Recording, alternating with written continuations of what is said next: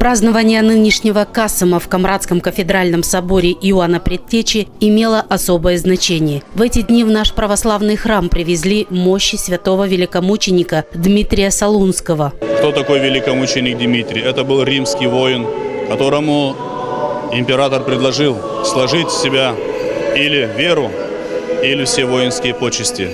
И он много не подумал, он исповедал свою веру, он отдал все себя, что он имел. И вот эта вера крепкая, которая у него была, я желаю, чтобы все наши люди приняли ее. Мощи святого великомученика Дмитрия Солунского при перевозке из Греции в нашу страну сопровождал монах Афонского монастыря отец Серафим. Этот священник в кратком интервью рассказал о большой значимости почитания великомученика Дмитрия Солунского в православном мире.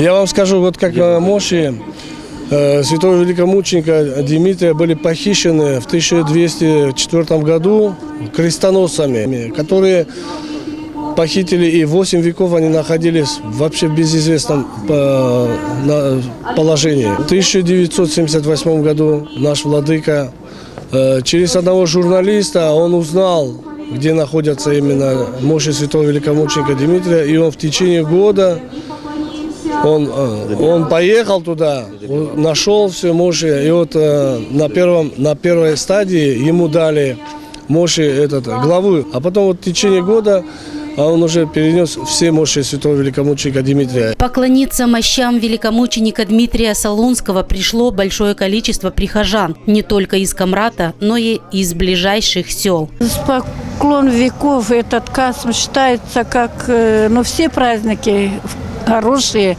но и это осенний, как для здоровья и как уборка уже кончается. Дмитрий, много имена есть в Камрате, и все празднуют этот праздник.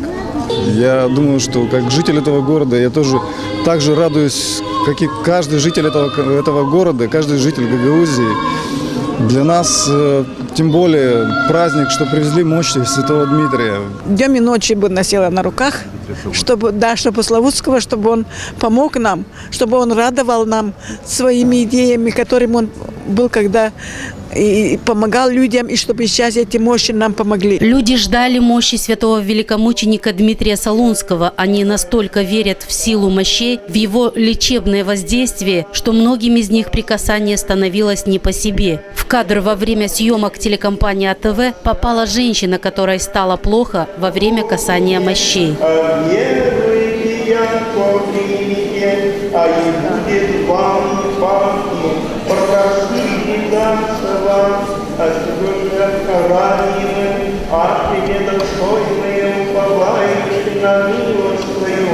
Мощам святого великомученика Дмитрия Солунского после камрадчан смогут поклониться прихожане столицы Молдовы, города Кишинев.